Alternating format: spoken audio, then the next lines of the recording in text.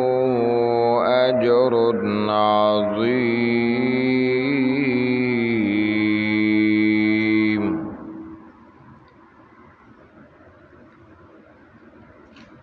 قرآن کریم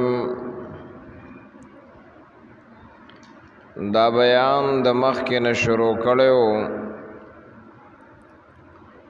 چې الله رب العزت دا خبره واضح کړه چې مال او اولاد دا سبب فتنه ده،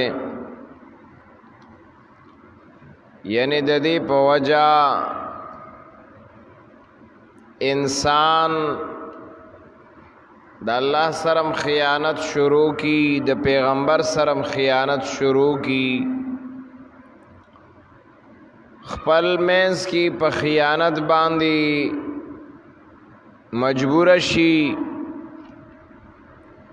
او د دې اولاد د پاره او د مال د حصول د پاره د خیانتونه وکي. نو قرآن فرمایل وَاعْلَمُوا أَنَّمَا أَمْوَالُكُمْ وَأَوْلَادُكُمْ فِتْنَةٌ.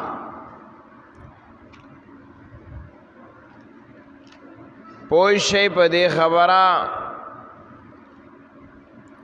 چې مال ستاسو او اولاد ستاسو فتنه ده. مال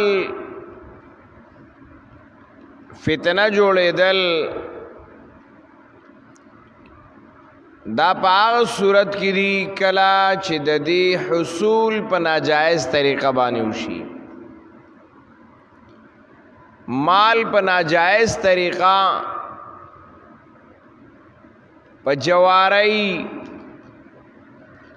په دوکا، په غلا، رشوت، ظلم، سود وغیرہ چې کم ناجائز او حرامي طریقې دي پاغه په ذریعہ باندې د دې حصول هغه وشو، نو یقینا دا فتنه ده. او دا مال چې دا غلط ذریعہ باندې راغلی دی د دې د لاسه به دی په فتنه کې اخته کیږي.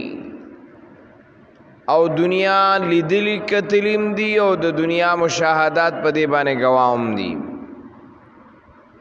چې غلط مال چې حصول په غلطه طریقه شوی دی د هغه مال سبب او نتیجه دا فتنه ده. د دې مال د وجه نه بده په فتنه کې مبتلا کیږي. اوس هغه فتنه صدا فتنه عذاب هم دی، ځکه الله د دې مختلف شکلونو کې وستل بیا کوي. کله داسې بیماریو کې وباسي، کله په دشمنیو کې وباسي، کله په عدالتونو په کچریو کې وباسي، کله په سیلابونو، په طوفانونو، په زلزلو کې وباسي. فتنه سبب فتنه ده. مال حرام دا سبب فتنه ده، دنیا کې هم او آخرت کی. قرآن په صفا الفاظ باندې دا ویلي دي ان كثيرا من الاحبار والرهبان ليأكلون اموال الناس بالباطل. چې کله مال دا په باطل طریقه باندې حاصل شي نو دا مال خیر نه دی، دیتا الله خیر نه دی ویلې، دیتا الله فتنه ویلی دا. خیر مال هغه ته ویلې دی قرآن داغه بیان څومره ځایونو کې کړی دی چې خیر هغه مال ته ویلې چې کم ذرائع او کم طریقې د حصول داغه حلال وي، بس دا خیر دی. او د دغه مال په وجه باندې د دین نه پاتې کیږي. کله چې مال حلالم دی خو چې دین ورپسې پرېښودلی شي دا بیا فتنه شوه. دین ورپسې پرېښودلی شه، د دین کارونه ورپسې پرېښودلی شول، دا بیا فتنه شوه. مال خیر الله ورته ویلی دی. قرآن چې کله ذکر کوي نو الله رب العزت دا هغې تذکره ان ترک خیرا دویمه سپاره کې الله رب العزت دا بیان کوي. اومه سپاره کې ان ترک خیرا کمال پرخوی نو الوصیت للوالدین والاقربین. نو الته ورته الله مال ته خیر ویلی دی، هغه مال ته خیر ویلی دی چې د هغې ذرائع حلال دي، اور دویم هغه مال ته خیر ویلی دی چې هغه سبب د دې نه ګرځي چې دین پې پرېښودلی شي. ذرائع طریقې حلال اور سبب د دین وي چې هغه دین پې پرېښودلی شي. ټیک شوه؟ په دې کې ډېرې خبرې شاملې شوې. دا یو لویه دروازه شوه، کلاو ده، ټولې پکې ورلې. کم مال به خیر وي، بس دغه مال د خیر دی چې هغه قرآن فرمایي ستا په اصل ضروریاتو باندې لګي اور ذرائع داغه حلال وي اور سبب د دین د پرېښودو نه ګرځي، دا مال خیر دی.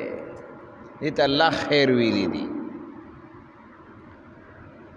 او کله ورته الله رب العزت لفظ د فضل ذکر کړی دی. څه فضل ورته الله ویلی دی؟ فضل ګوره قرآن وایي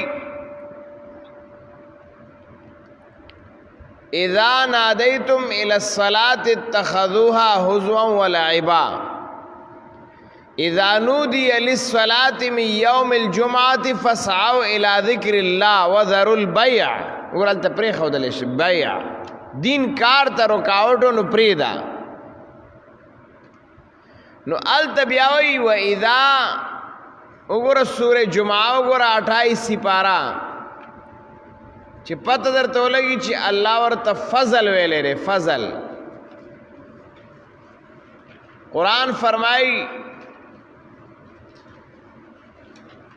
یا ایها الذین آمنوا اذا نادیتم الى الصلاة من یوم الجمعة اذا نودی للصلاة من یوم الجمعة. نهم نمبر آیات دے د سورہ منافقون، سورہ جمعی 28 سپارہ.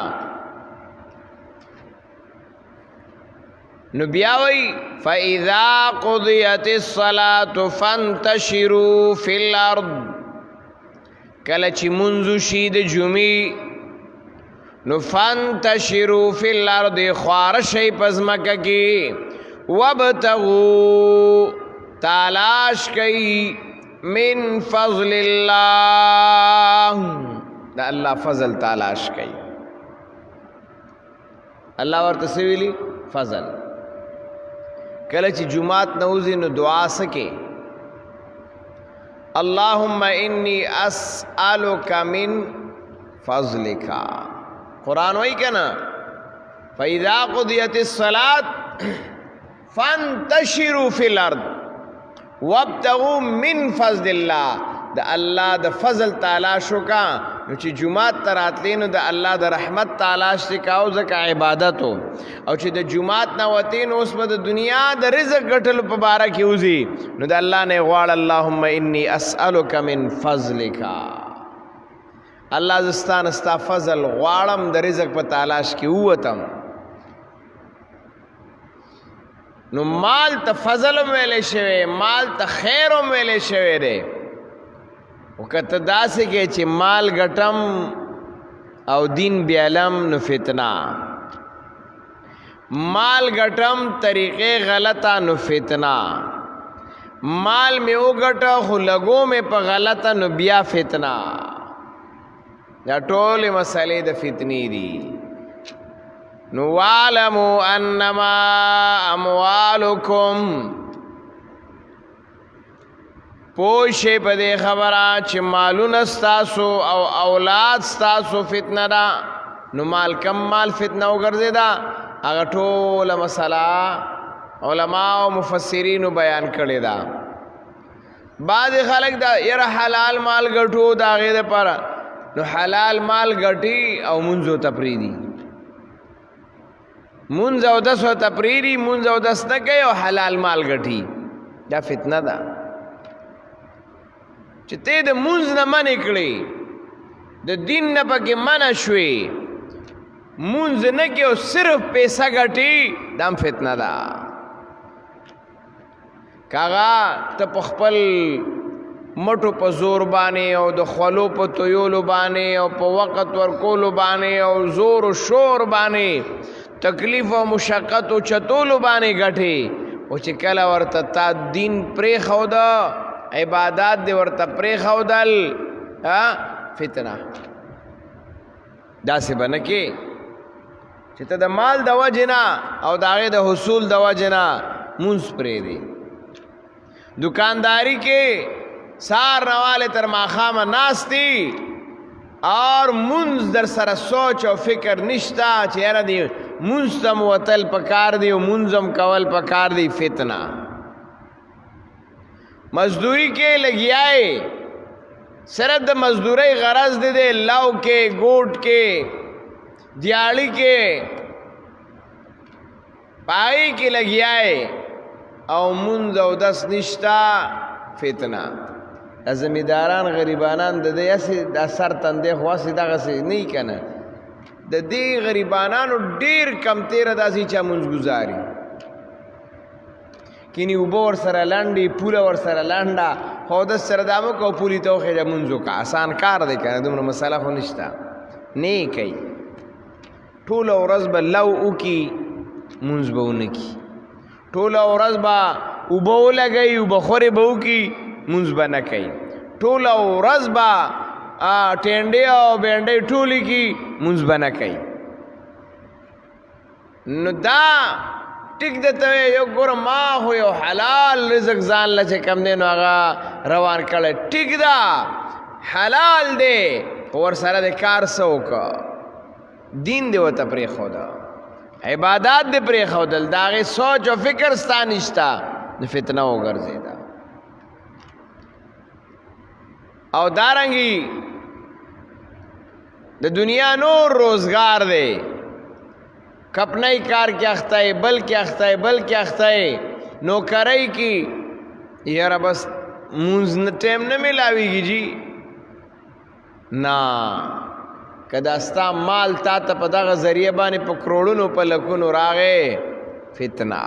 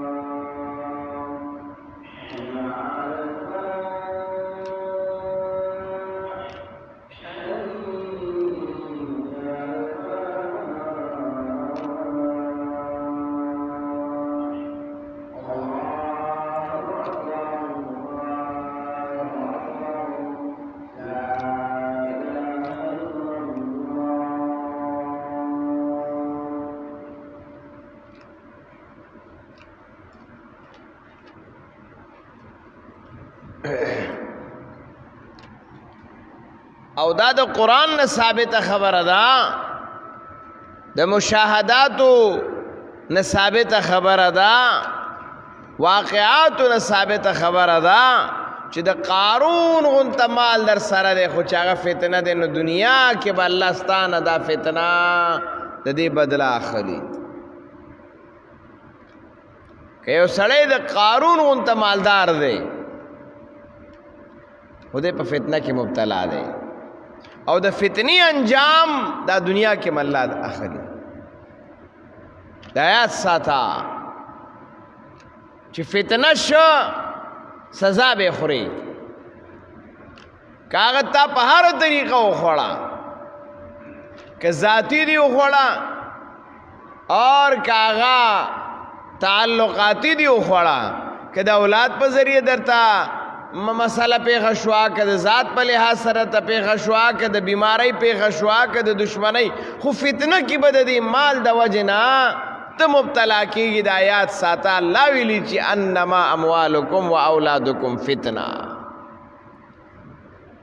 ما خو درته ویل یو رخ د دې دارې چې مال ته الله خیر ویلی دی، خو بل رخ یې دارې چې دې ته الله فتنه ویلي ده. او بله داره کله چې په طریقه صحیحه نه دی راغلی، نو دا به خامخا فتنه جوړی. کله چې دا په صحیح طریقه نه دی راغلی، دا به فتنه او ګړبړ جوړی. هر طریقه سره چې جوړ کړل، د مال په ذریعه به فتنه کې مبتلا کېږي، بے حیایۍ ته به ځي چې په صحیح طریقه نه دی راغلی. د مال په ذریعه به ته مبتلا کېږي، بدکارۍ ته به ځي. د مال په ذریعه به ته مبتلا کېږي، فحاشۍ ته به ځي. که نه پیژنې دنیا کې، نو دا بعضې خبرې وایي غونډ دی او زیړ دی، خو نارنج دی که نه. یو سړی وایي چې هلکه غونډ دی او زیړ دی، دا څه شی دی؟ نو خو نارنج دی که نه.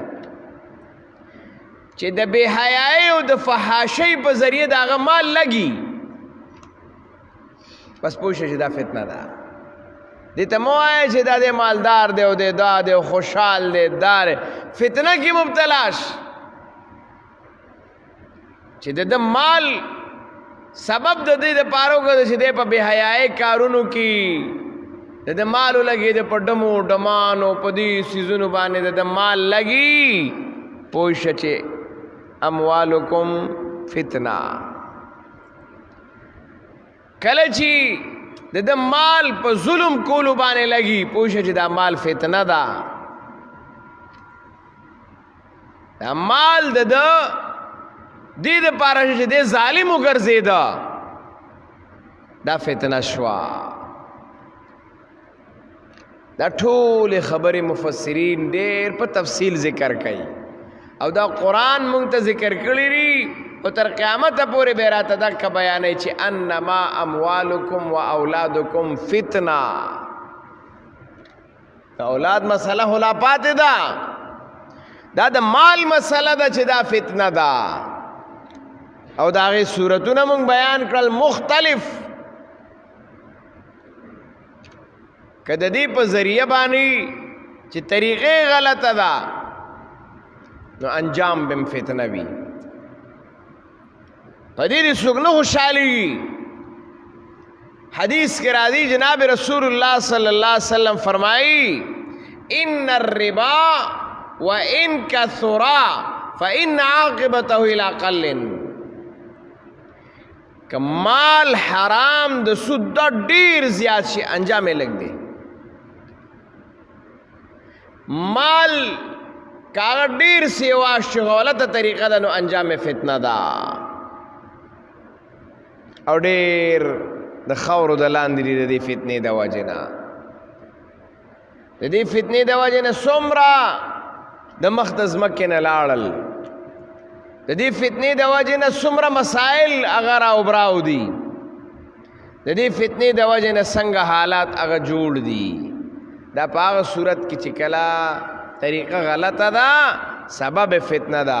او چې نه دغه نه ده، طریقې هم صحیح ده، حصول هم صحیح، اور لګولم صحیح بی دیني طرف ته دې نه راغب کوي دینم دنه بیا الله دې ته ویلي دي فضل